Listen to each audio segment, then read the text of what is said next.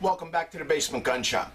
So, in the last episode, a friend of mine texted me, said, hey, how about one just to general field stripping and cleaning of a handgun?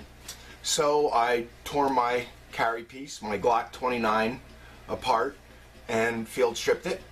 Showed you how I clean it.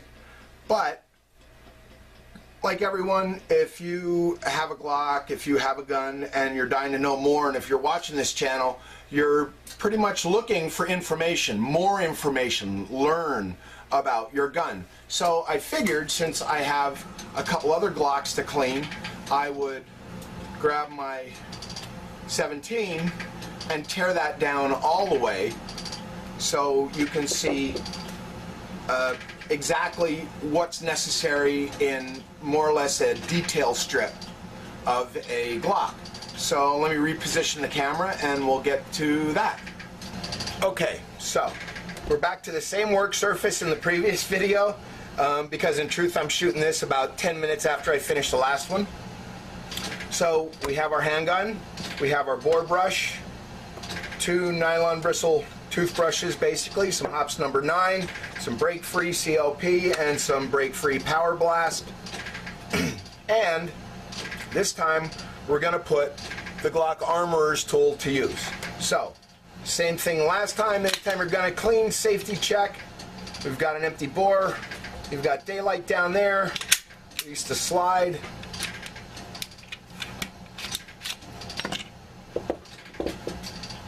And we're going to get to the field strip part. Really?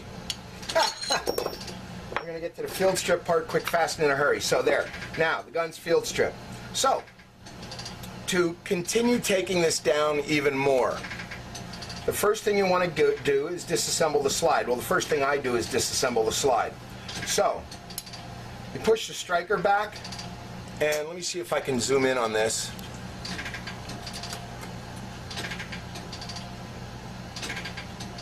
There we go.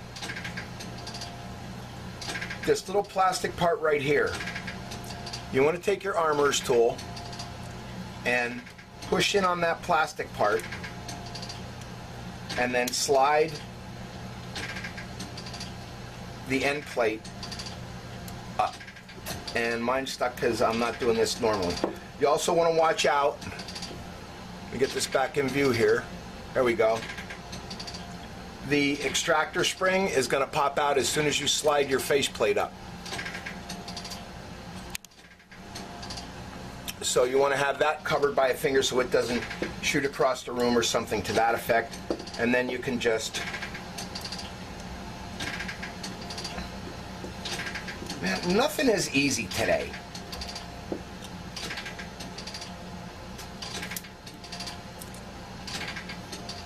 There we go.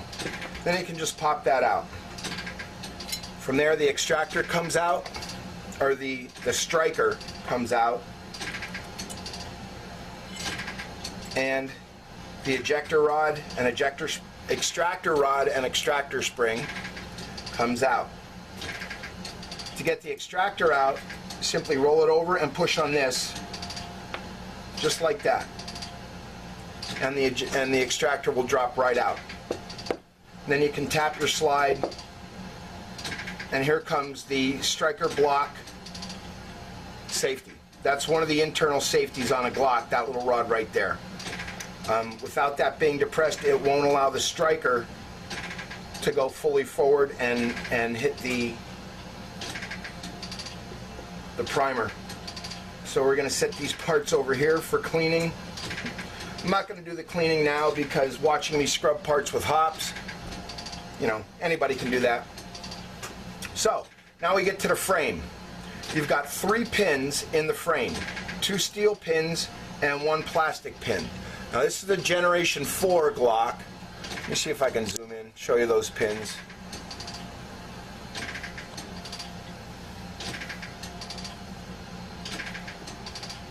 Alright, there we go. We've got 2 steel pins here, and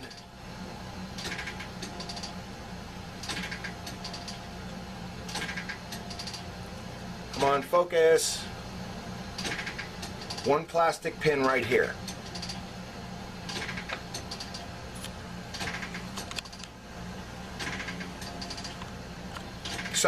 The Glock Armorer's tool is really nothing more than a 3/32 inch punch.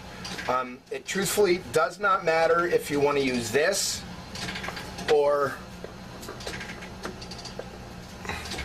something like that, or even just a 3/32 inch straight punch that you would use for driving roll pins or something to that effect. All you need is a 3/32 inch punch. The punch on the Glock tool is steel, this one's brass. That's the only difference right there. But I'm going to stick with the Glock Armorer's tool. One thing I've noticed with the Gen 4 is that getting the pin out for that holds the magazine release, slide release, and the trigger in place is a real pain in the arse. You have to wiggle on this a little bit. So we're just going to punch those pins out. That's the top one. And then, of course, it's going to fight with me.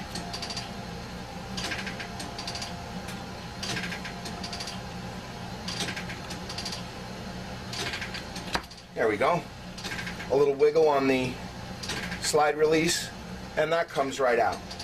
And then you can just pull the pin out from there. After that, you've got this one plastic pin on the back. One thing I want to draw your attention to is the fact that this being a Gen 4 has the added large back strap on it for an exaggerated palm swell. And this back pin is a little longer than normal, the plastic one, and that holds this in place as well as the back side of the action. So with all the pins removed, let's set these pins over here. With all the pins removed, your slide release is already out. Next thing is just put the punch right under the back side of this block right here and push up. That's the block that the barrel rides on, and this is the block that will cam the barrel down to unlock the action when you're during firing. From there, it is really very simple. At this point, I just hook the Armorer's tool under the ejector right here and pull up, and there it is. That is the whole Glock action. From there, taking this apart, I always have to mess with it because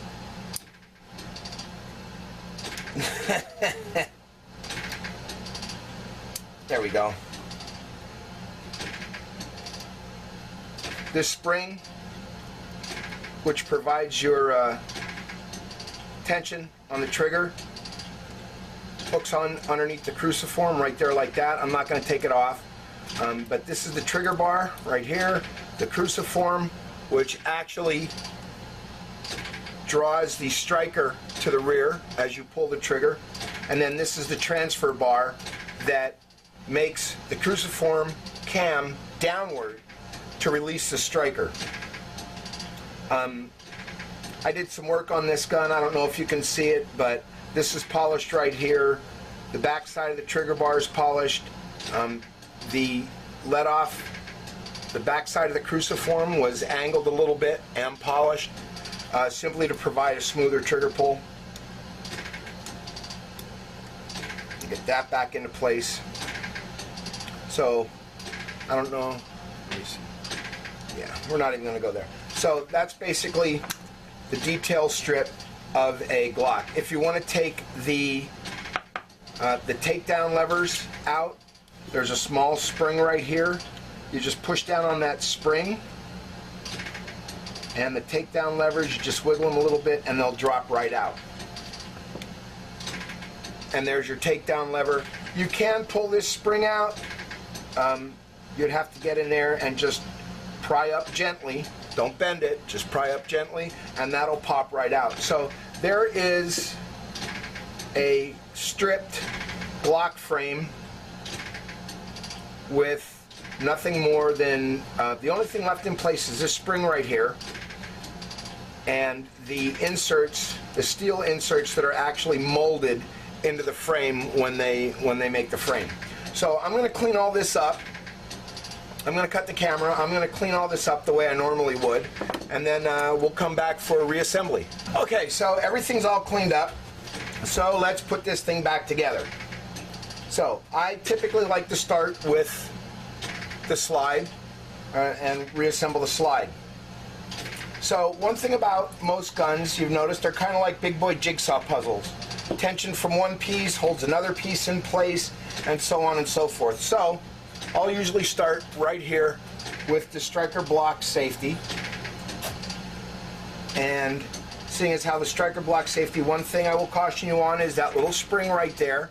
It usually doesn't fly out on my guns, but I've had other Glocks in for work and it does fly out on them. So when you pull this out, you just need to be a little careful. So we'll get the extractor and we'll push that in basically with our thumb, hold that there, and now the tension from that spring is holding both those parts in place.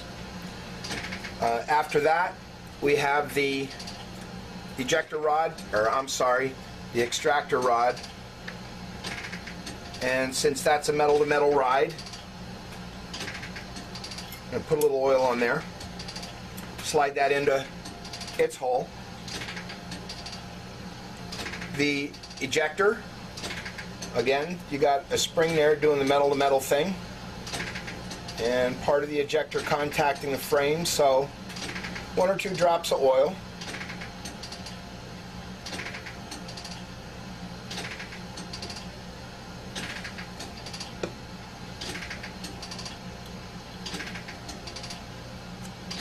And we'll slide that back in.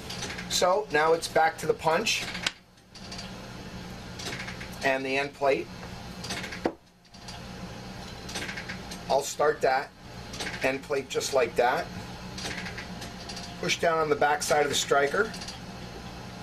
Push down on the ejector, and boom, there. Now it's just the typical reassembly that I do with every other gun. Drop of oil right there. Drop that into the frame. Let's get some oil on the springs and into the springs.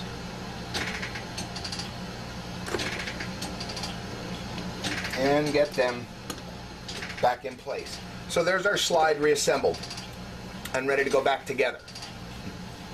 So the next victim is the frame.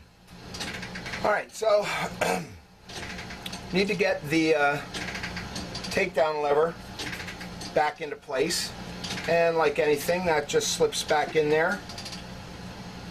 Usually hold it like this. Whoops. Push down on the spring, slide it right back into place. Done deal.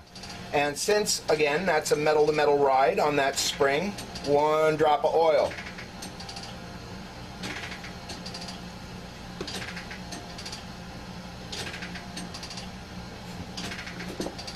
So now the next big thing to go in is the whole trigger assembly and everything else. Need to put the trigger bar back on the transfer bar, and then I typically hold that there, get the trigger in, push down, boom, done. That's simple. Just ridiculously simple. I can't say how amazed I was the first time I tore one of these apart to this level, how simple this gun really was. So then we got that bar, put that back in. Now, when you're putting the pins back in, one thing I will tell you is this. Take the smaller of the 2 steel pins and put that in place first, because what happens is the spring for the slide release, when you push that into place, this pin will compress this spring. If you put the slide release back in first on the larger pin, like that, you're going to have one hell of a time compressing that spring to get this top pin in. So we'll just put that top pin into place, give it a tap, check the other side, make sure it's flush. Okay, so we're good there. Now you want to put this in. I don't know if I can, I'm going to see if I can zoom in so you can see how that fits.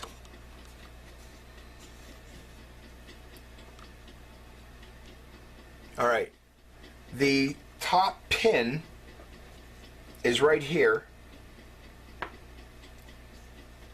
and hopefully if I turn it this way, I don't think you can see the pin, but when you push the slide release into place, you can see that spring is already, whoop, you can see that spring, where's my slot? Right there alongside the trigger. Really? There we go. You can see how that spring is being compressed. No, you can't. There you go. I hope you can see how that spring is being compressed by the slide release. Or by that top pin. Bloody hell. And then from here, it's just a matter of wiggling the pin, wiggling the slide release.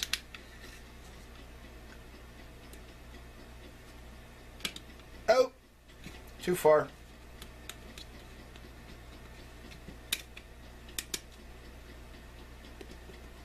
And that pin slides right into place.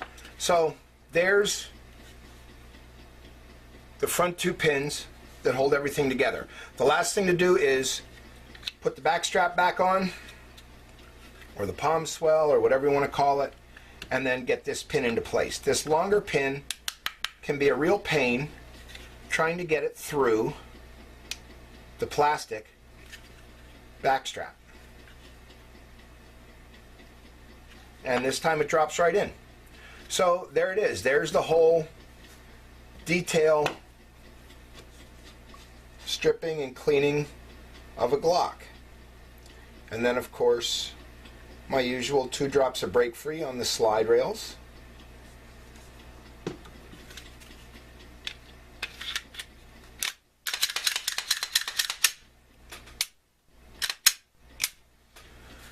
And then wipe down any excess oil.